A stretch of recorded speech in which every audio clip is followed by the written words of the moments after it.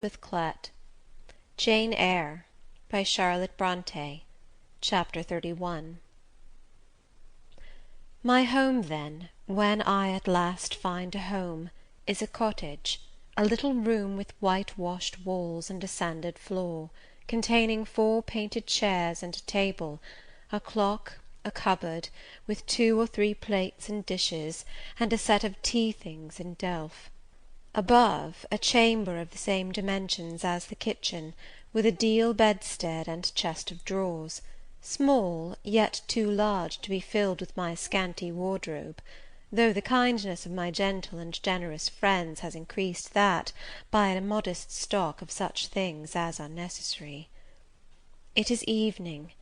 I have dismissed with the fee of an orange the little orphan who serves me as a handmaid. I am sitting alone on the hearth.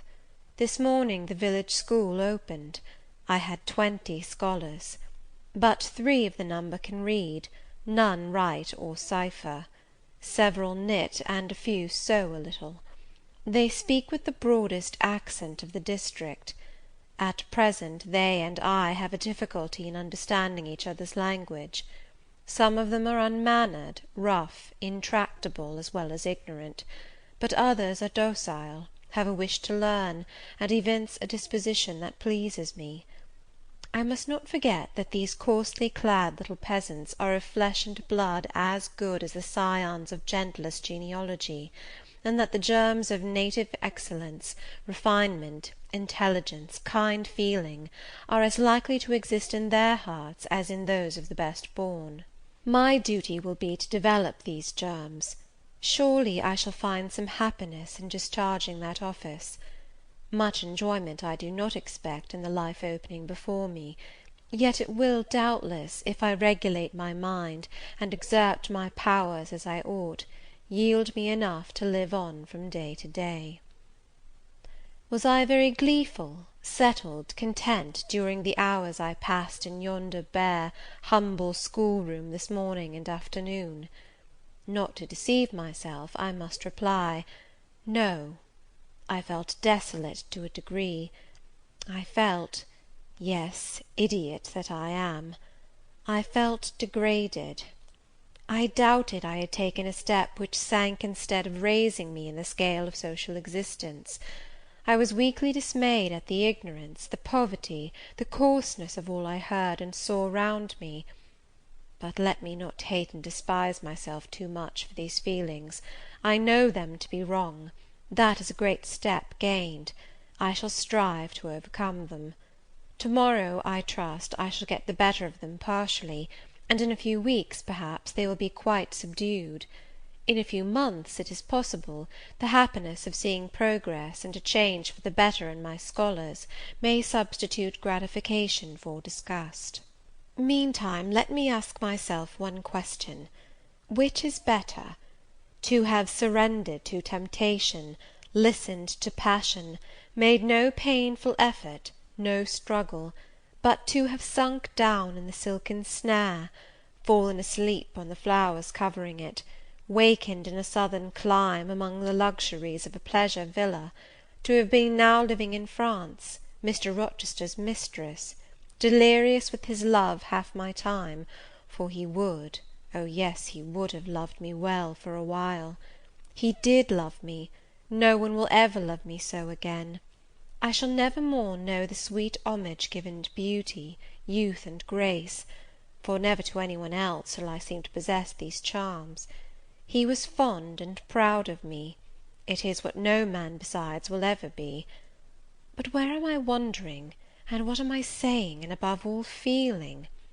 Whether it is better, I ask, to be a slave in a fool's paradise at Marseilles, fevered with delusive bliss one hour, suffocating with the bitterest tears of remorse and shame the next, or to be a village schoolmistress, free and honest, in a breezy mountain nook in the healthy heart of England? Yes, I feel now that I was right when I adhered to principle and law, and scorned and crushed the insane promptings of a frenzied moment. God directed me to a correct choice. I thank his providence for the guidance. Having brought my eventide musings to this point, I rose, went to my door, and looked at the sunset of the harvest day, and at the quiet fields before my cottage, which, with the school, was distant half a mile from the village. The birds were singing their last strains. The air was mild, the dew was balm. While I looked, I thought myself happy, and was surprised to find myself ere long weeping. And why?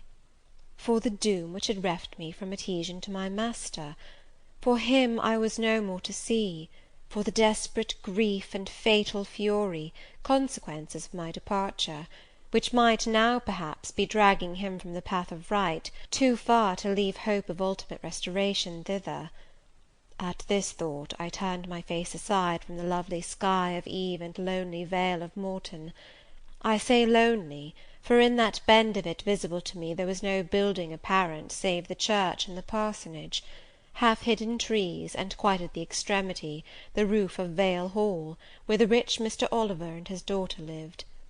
I hid my eyes, and leant my head against the stone frame of my door; but soon a slight noise near the wicket which shut in my tiny garden from the meadow beyond it made me look up. A dog, old Carlo, Mr. Rivers' pointer, as I saw in a moment, was pushing the gate with his nose, and St. John himself leant upon it with folded arms, his brow knit, his gaze, grave almost to displeasure, fixed on me. I asked him to come in. "No, I cannot stay. I have only brought you a little parcel my sisters left for you. I think it contains a colour box, pencils, and paper." I approached to take it. A welcome gift it was. He examined my face, I thought, with austerity as I came near. The traces of tears were doubtless very visible upon it. "Have you found your first day's work harder than you expected?" he asked. "Oh, no! On the contrary, I think in time I shall get on with my scholars very well." "But perhaps your accommodations, your cottage, your furniture, have disappointed your expectations. They are, in truth, scanty enough, but—" I interrupted. "My cottage is clean and weather-proof, my furniture sufficient and commodious. All I see has made me thankful, not despondent. I am not absolutely such a fool and sensualist as to regret the absence of a carpet, a sofa, and silver plate. Besides, 5 weeks ago I had nothing. I was an outcast, a beggar, a vagrant. Now I have acquaintance, a home, a business. I wonder at the goodness of God, the generosity of my friends, the bounty of my lot. I do not repine." "But you feel solitude and oppression. The little house there behind you is dark and empty." "I have hardly had time yet to enjoy a sense of tranquillity, much less to grow impatient under one of loneliness." "Very well. I hope you feel the content you express. At any rate, your good sense will tell you that it is too soon yet to yield to the vacillating fears of Lot's wife. What you had left before I saw you, of course, I do not know; but I counsel you to resist firmly every temptation which would incline you to look back. Pursue your present career steadily, for some months at least." "It is what I mean to do," I answered. St. John continued, "It is hard work to control the workings of inclination and turn the bent of nature, but that it may be done, I know from experience. God has given us, in a measure, the power to make our own fate, and when our energies seem to demand a sustenance they cannot get, when our will strains after a path we may not follow, we need neither starve from inanition, nor stand still in despair. We have but to seek another nourishment for the mind, as strong as the forbidden food it longed to taste, and perhaps purer, and to hew out for the adventurous foot a road as direct and broad as the one fortune has blocked up against us, if rougher than it. A year ago I was myself intensely miserable, because I thought I had made a mistake in entering the ministry. Its uniform duties wearied me to death. I burnt for the more active life of the world, for the more exciting toils of a literary career, for the destiny of an artist, author, orator, anything rather than that of a priest.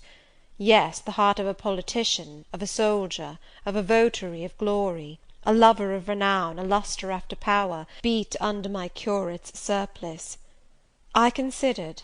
My life was so wretched, it must be changed, or I must die.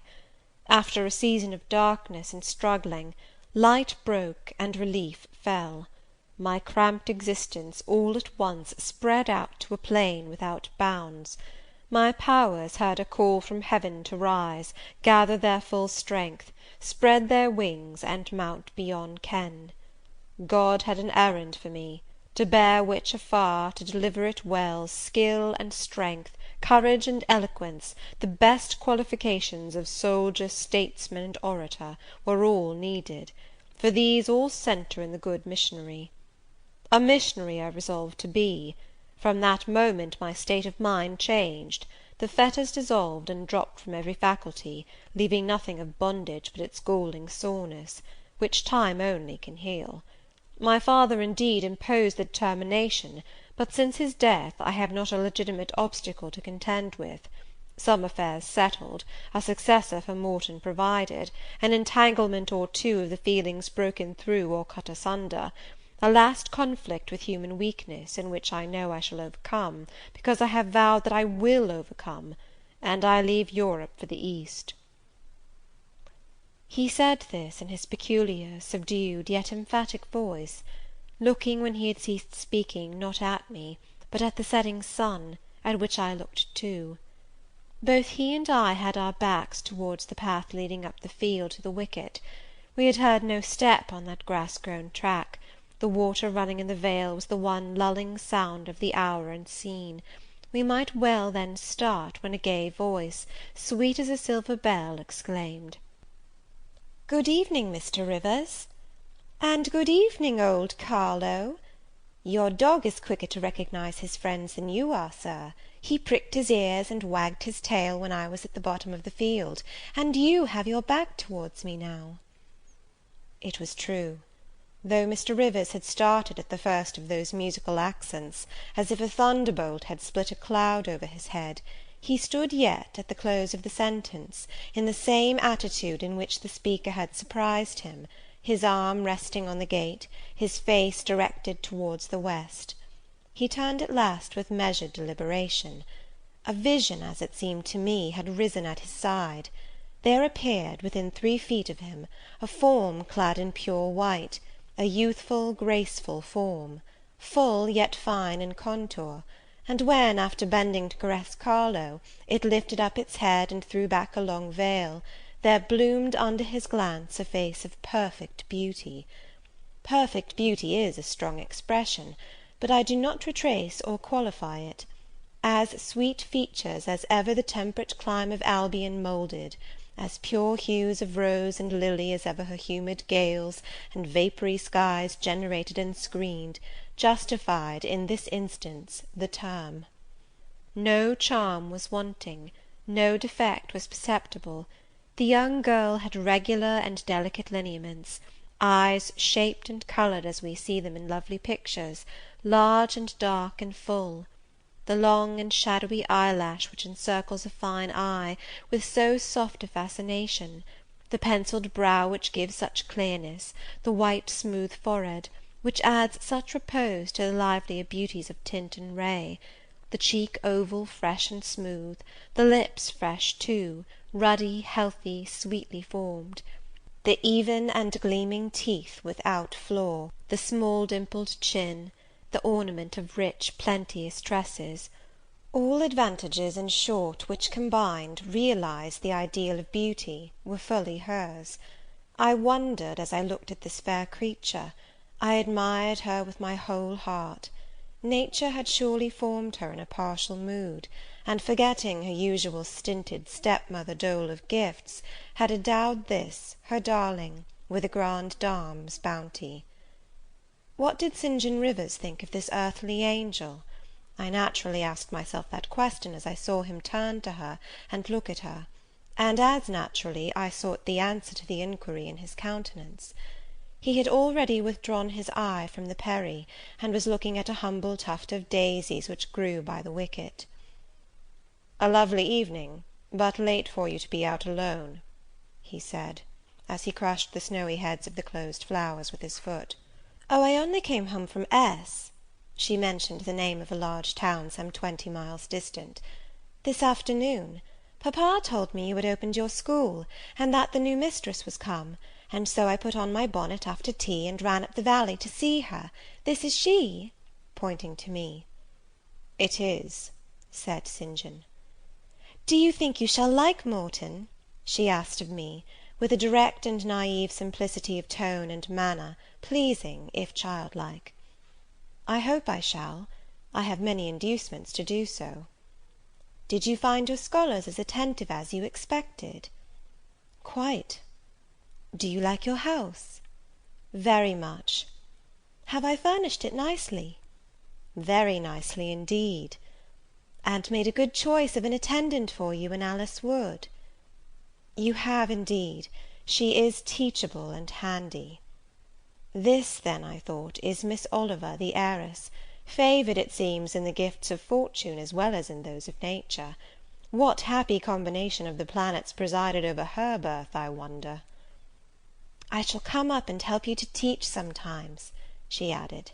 "It will be a change for me to visit you now and then, and I like a change. Mr. Rivers, I have been so gay during my stay at S.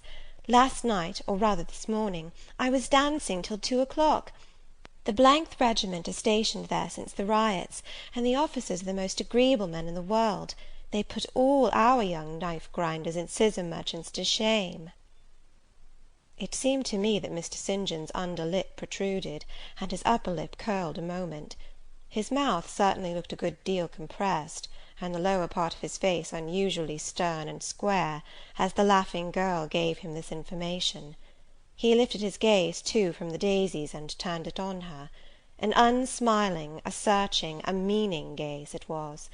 She answered it with a second laugh, and laughter well became her youth, her roses, her dimples, her bright eyes. As he stood, mute and grave, she again fell to caressing Carlo. "Poor Carlo loves me," said she. "He is not stern and distant to his friends, and if he could speak, he would not be silent." As she patted the dog's head, bending with native grace before his young and austere master, I saw a glow rise to that master's face. I saw his solemn eye melt with sudden fire, and flicker with resistless emotion. Flushed and kindled thus, he looked nearly as beautiful for a man as she for a woman. His chest heaved once, as if his large heart, weary of despotic constriction, had expanded, despite the will, and made a vigorous bound for the attainment of liberty. But he curbed it, I think, as a resolute rider would curb a rearing steed. He responded neither by word nor movement to the gentle advances made him. "Papa says you never come to see us now," continued Miss Oliver, looking up. "You are quite a stranger at Vale Hall. He is alone this evening, and not very well. Will you return with me and visit him?" "It is not a seasonable hour to intrude on Mr. Oliver," answered St. John. "Not a seasonable hour! But I declare it is. It is just the hour when papa most wants company, when the works are closed, and he has no business to occupy him. Now, Mr. Rivers, do come. Why are you so very shy, and so very sombre?" She filled up the hiatus his silence left by a reply of her own. "I forgot," she exclaimed, shaking her beautiful curled head as if shocked at herself. "I am so giddy and thoughtless. Do excuse me. It had slipped my memory that you have good reasons to be indisposed for joining in my chatter. Diana and Mary have left you, and Moor House is shut up, and you are so lonely. I am sure I pity you. Do come and see papa." "Not to-night, Miss Rosamond, not to-night." Mr. St. John spoke almost like an automaton; himself only knew the effort it cost him thus to refuse. "Well, if you are so obstinate, I will leave you, for I dare not stay any longer. The dew begins to fall. Good evening." She held out her hand. He just touched it. "Good evening," he repeated, in a voice low and hollow as an echo. She turned, but in a moment returned. "Are you well?" she asked. Well might she put the question. His face was as blanched as her gown. "Quite well," he enunciated; and with a bow he left the gate. She went one way, he another. She turned twice to gaze after him as she tripped fairy-like down the field. He, as he strode firmly across, never turned at all. This spectacle of another's suffering and sacrifice rapt my thoughts from exclusive meditation on my own. Diana Rivers had designated her brother inexorable as death. She had not exaggerated. Chapter 32